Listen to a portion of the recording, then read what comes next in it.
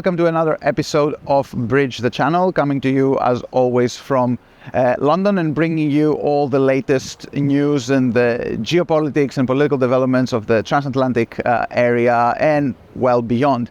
Normally we discuss things of international relations, diplomacy, geopolitical relationships, and all kinds of global structural developments. But today we're going to take a short turn towards more ideological issues. This is, after all, a video by the Martin Center, the think tank of the European People's Party. So we will have something to say today about the future of center-right and right-wing politics, both in Europe and beyond. We've had some interesting ideological and political developments, not least just a few days prior to the day when I was recording this. We had a big victory for the EPP-affiliated New Democracy Party in Greece, but we also have elections in Turkey ahead of us. So time to dust up your political theory and political ideologies textbooks, because we're going to be talking quite a lot about the future of center-right politics in this month's episode. So before we go to the election part, something that happened here in Westminster, and it's really all the rage in discussions today. There has been this big conference that took place a few days before the day that we recorded this, and it was called the so-called National Conservatism Conference, which actually drew quite a lot of media attention.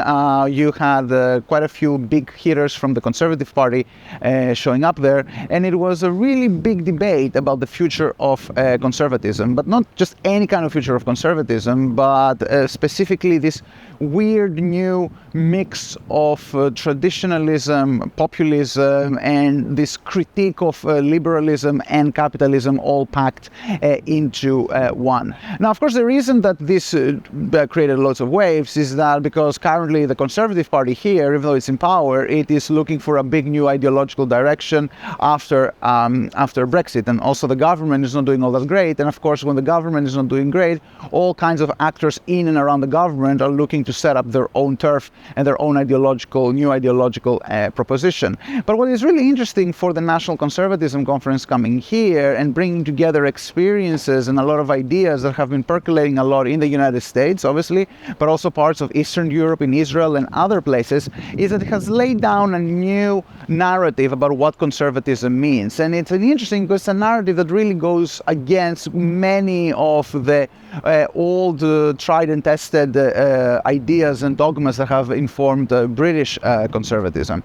Now, the fallout from this conference is not exactly clear. It's not like the current government of Rishi Sunak is going to jump on those ideas completely, but we should also take into account the idea that the prospect that within a couple of years the Conservatives will be out of power. And the British Conservative Party is, of course, the oldest conservative party in Western democracies. It is also a party where a lot of new ideas of the future of center-right politics are usually tested. That national conservatism, the idea of national conservatism, which has been making waves in the US for years now, actually made it to London, is seen by many here as something new, as something important, as a potentially important development that will inform developments in the Conservative Party and beyond in British politics moving forward. It is definitely something to monitor, this new phase of center-right politics, this new phase of conservatism, not least because things that start in the UK tend to inform quite a lot of those kinds of parties in other parts of Europe as well.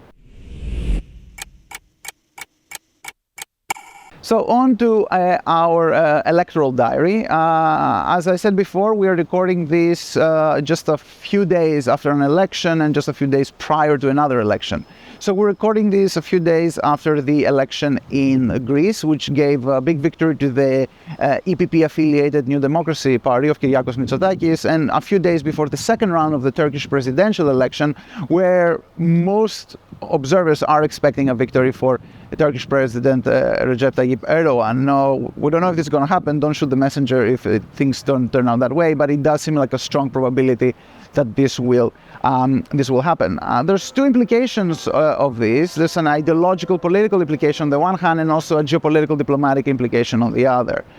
When it comes to the ideological implication, also in light of what we discussed before about the National Conservatism Conference here in London, it is interesting that you basically have two completely different models of right-wing politics or center-right politics proving electorally potent in Greece and Turkey. The example of New Democracy shows that there is still a place for good old-fashioned liberal center-right moderate politics, for people who want economic stability, good political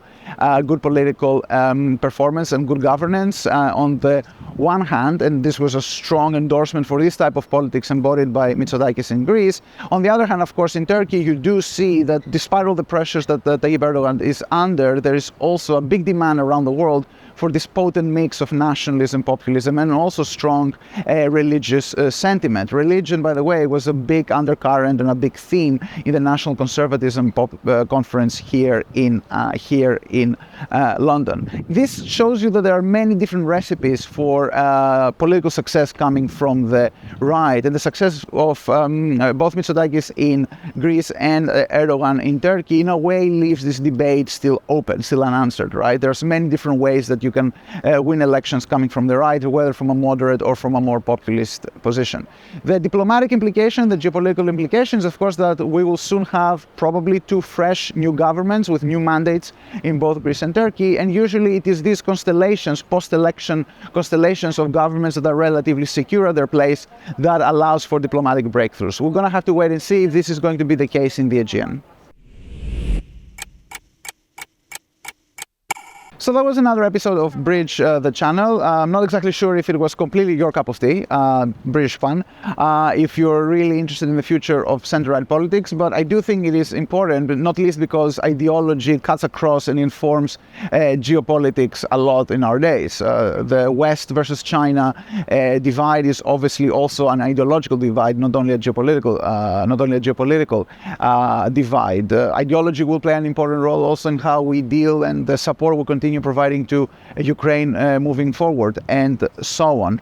There's going to be loads more things to discuss in the future. Also, what we had right now in those days was, for example, also the appearance of President of Ukraine Zelensky at the G7 summit. We're probably going to have some developments coming out of Ukraine as well. For all those developments, geopolitical, ideological, or geo-ideological, at the intersection of all those things, you can stick with Bridge the Channel and the Martin Center. Until next time, take care.